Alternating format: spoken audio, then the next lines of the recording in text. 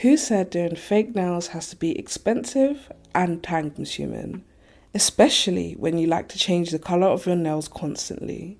I know that this holiday season I'll be skipping all the queues and the New Year's rush to go and get your nails done and doing my own at-home manicure. But who knew that doing DIY nails was this simple and easy? Well, today I'll be spilling all the tea on how to save time and coin and still come out with a beautiful, elegant outcome. Welcome. Over here we do videos on affordable, effective beauty, skincare and hair care. So, if that sounds like something you are interested in, feel free to subscribe. I would really appreciate it. Now let's get on with the video. Firstly, we are going to start with our cuticles. I know it can be a little bit controversial to remove them. Personally, I don't mind removing them. Feel free to skip this step if you do not feel comfortable. But why would you remove your cuticles if it's totally optional?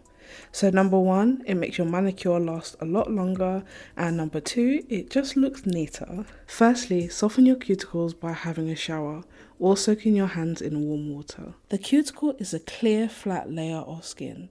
It may be a little bit tough to see, but when you run your pusher over it, you should feel a little resistance. Use your cuticle pusher and gently push back the skin to your liking. Remember, be very gentle.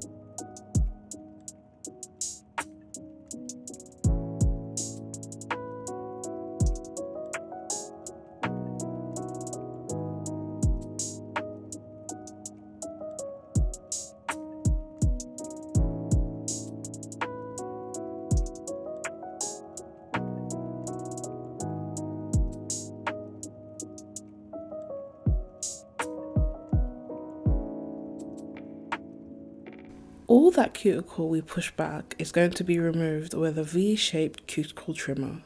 This tool is perfect, especially if you're not comfortable with using cuticle nippers. Be extremely cautious not to injure yourself. The V shape of this tool is absolutely perfect and it comes in handy while trying to remove the dead skin. Use the flat side of the blade and slightly pull back the skin. This should reveal all the dead skin that we pushed back and the cuticle.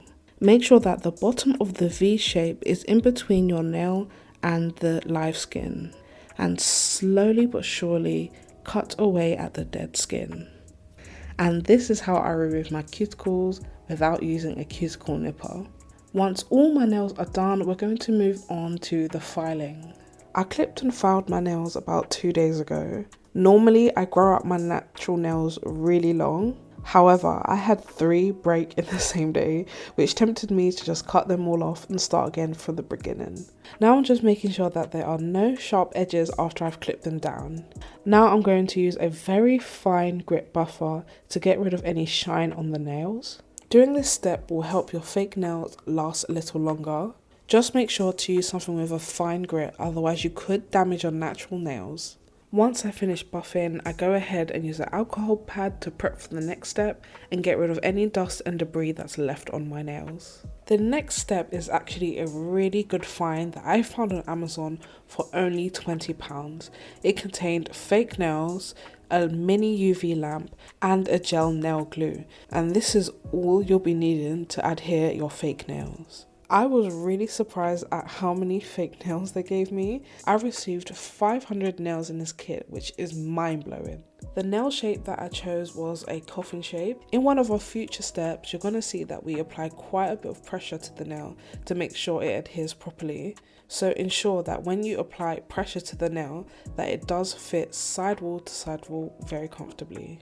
If they don't, you could risk your nails falling off slightly early, and you also want to make sure that the nail is not too big for your own. Otherwise, it will give your nails a weird looking shape once it's done.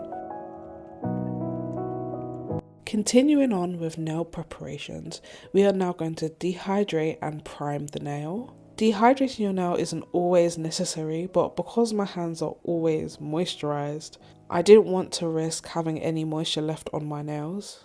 Then I applied an even coat of primer and let that air dry. Once that's air drying, I'm going to also apply primer on the inside of the false nail. While letting the false nail dry, I do go ahead and take some nail glue, and just like the primer, I apply an even layer across the entire nail and let that cure for 30 seconds.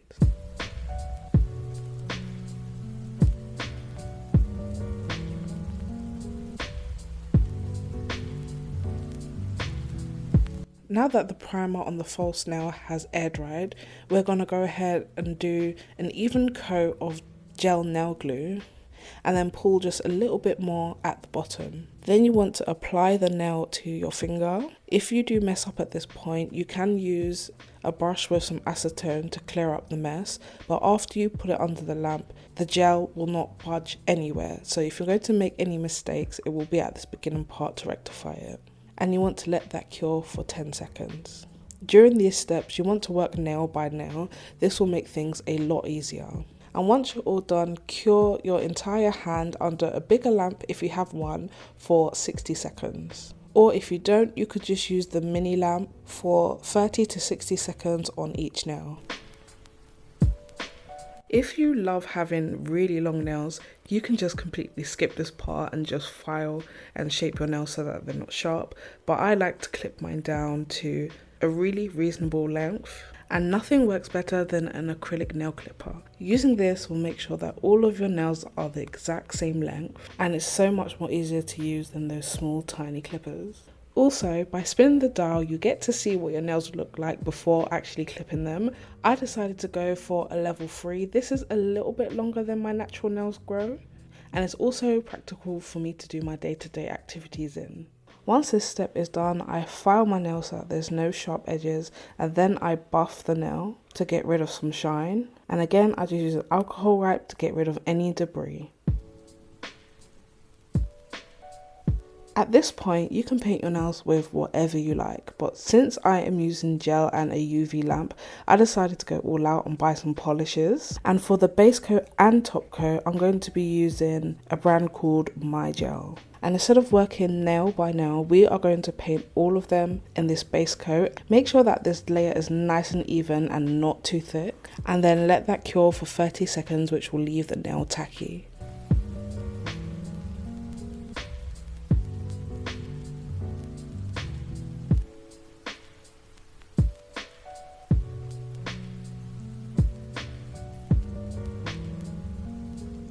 And for the colour, I'm using A43, and this is by the Beatles brand. This is the same brand as the false nails, and it's this beautiful brown colour. It kind of reminds me of a Frappuccino from Starbucks.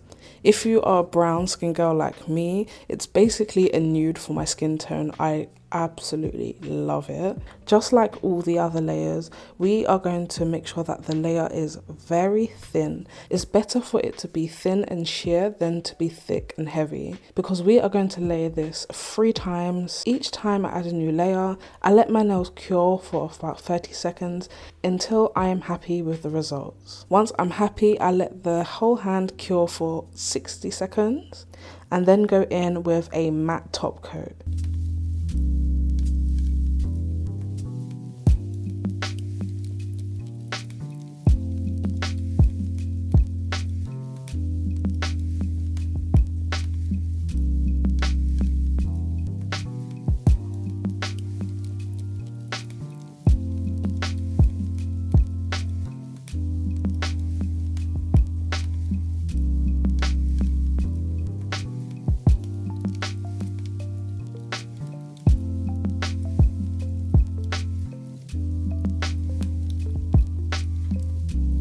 And this is how the results turn out. Gorgeous, classy, affordable and simple, and without lacking in quality.